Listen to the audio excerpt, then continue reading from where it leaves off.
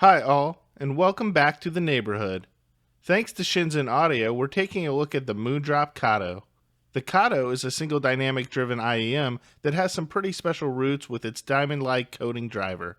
It all started with the Kanas Pro, which utilized the first generation of Moondrop's DLC driver and was one of my favorite IEMs for its era. Then came the KXXS, which got high marks from many audiophiles and possessed upgraded vocals but lacked the stage of the original.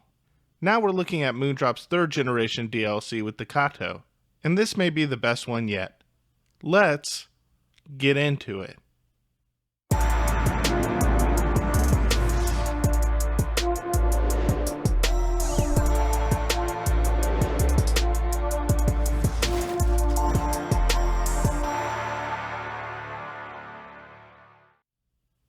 So let me point out that Moondrop recently came out with newer colorways for the Kato, which included matte silver and iridescent blue shells as options. Nevertheless, Shenzhen Audio provided me with the original polished silver version.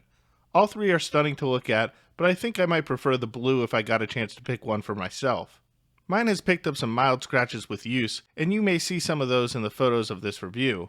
But these do get a lot of use, and they are one of my favorite IEMs under $200 right now.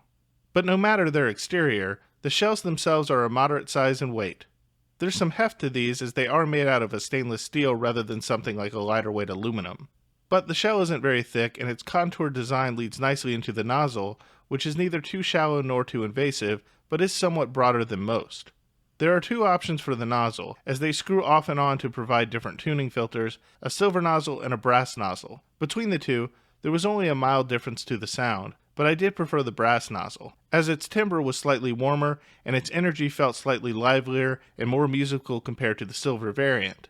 But, with either nozzle, they fit into my ear without difficulty and were extremely comfortable to wear. That is, aside from their included silicone ear tips. These come with Moondrop's newer spring ear tips, and I've already mentioned in a number of my reviews that I don't really find them to be very comfortable, but I know others do, so your mileage may vary. Luckily, Moondrop also included some pretty squishy foam ear tips that sound quite nice and resulted in these sounding more even to my ear.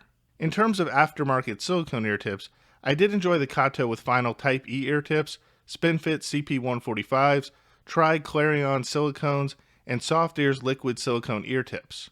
But, for the purpose of this review, unless otherwise stated, assume the sound commentary will address the Kato with its stock foam tips or Soft Ear silicone ear tips affixed, as those produce the best outcomes for my ears. The cable is a thicker PU-sheathed 4-core silver-plated copper wire that initiates in plastic 2-pin connections and terminates in a silver, straight 3.5mm jack. I really like this cable, and it mostly flows well despite being on the thicker side of things. It also has a nice integrated chin slider, so the Y-split is adjustable to meet the listener's needs. The unboxing experience of the Kato was top-notch. Per usual with Moondrop, there's a waifu on the box, but this one looks rather classy and sets the expectation for elegance as one begins to delve into the package. The presentation box is nice, and it explains the history of this IEM as I discussed in the intro of this review.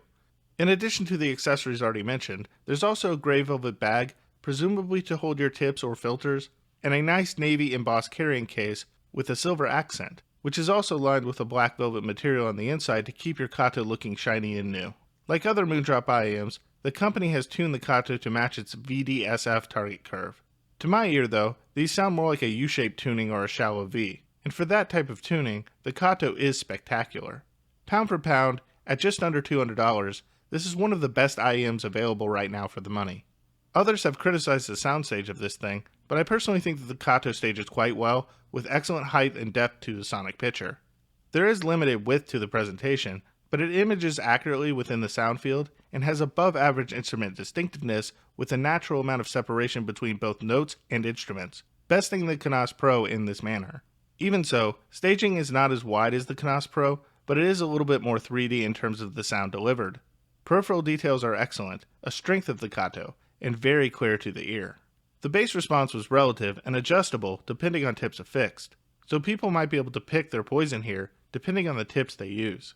As I've already stated, I like the Kato best with either the foam ear tips that came in the box or liquid silicone ear tips from Soft Ears.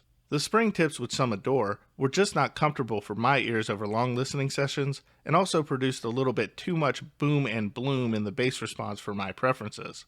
The bass here works with all genres from heavy demand categories to those with lower bass requirements. It's neither too sluggish nor too quickly resolving, but is less snappy than some may desire. But, when it comes to the bass, I feel that these have a nice groove to them. Bass detail is not supreme, and more implied at times, but there is a decent amount of bass information here to satisfy most listeners. I also think that the bass presence levels will satisfy the masses, including bass heads. But if you're more bass adverse, these might be too much for you. The mid-range does enough in my humble opinion. I won't say that it's recessed, but it is dipped slightly below bass presence levels. Despite this reduction, it does sound relatively even to the ear, and is smooth and detailed in what I would say is a relaxed manner. Vocals are not as ghostly in their presentation as they are in the KXXS, but they are isolated well enough and put quite simply just enjoyable to listen to. Both male and female vocals lay just atop the rest of the mix. The treble has some energy here or there in order to sustain one's interest, but is mostly smooth and liquid sounding as well. The later treble does roll off significantly from 9K, but it never really feels lacking in treble detail or air to my ears. Perhaps this is because it comes back after 12K for a bit. Don't get me wrong, these aren't really an airy set, and the treble detail doesn't really sparkle per se, but I believe there will be enough treble detail and information present by the Kato to satisfy most. Another way to put this would be to say that despite its roll-off, its treble is very acceptable to the ear. Like the mid-range, it's enough treble to fit in with the context of the sonic image as a whole. And it is the context as a whole that does wow its listener often in the course of a listening session. Nevertheless, true-through treble seekers may find it somewhat lacking in this department. In terms of additional comparisons, I really think the best competition that the Kato has around its price range is the Rapco Leaf D01, which is about $130. But I'll also give honorable mention to the Thea Audio Elixir, which comes in at about $210. The Leaf is a bit less intense in the bass and a bit more intense later on in the presentation, which might induce listening fatigue over long listening sessions for some. Overall, the Leaf D01 is more of a mid-forward listen compared to the Kato, but it may be a bit too aggressively elevated in spots for some. However, I did truly enjoy this with guitars and instruments of the like. To accomplish this unique sound, the Leaf D01 makes use of a 10mm Japanese LCP driver, so this presentation is a bit more globally taught, including its transients and bottom end performance.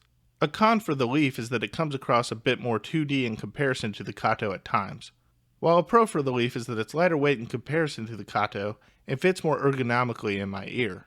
The Elixir is an honorable mention because it requires a bit of work to sound good and still comes in at a higher price than the Kato, without any real addition to sound performance to speak of.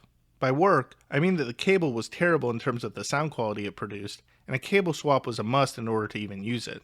Additionally, like the Kato, the Elixir didn't perform well with its included silicones, and it required that the tips be swapped to either foam tips in the box, which actually did perform well, or Ludus memory foam ear tips, which performed even better.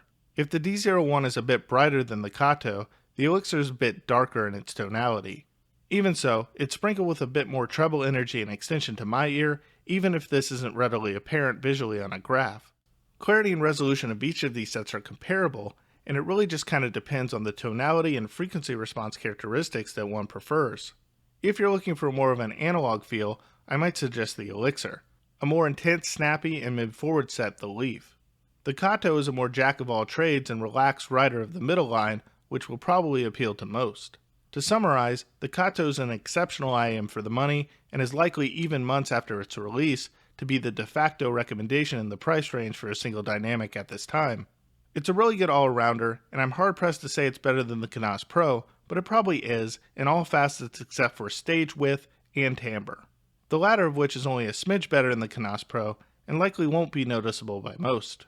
Its mid-range and treble performances are relatively consistent, and its bass reproduction can be dialed in depending upon the tips affixed.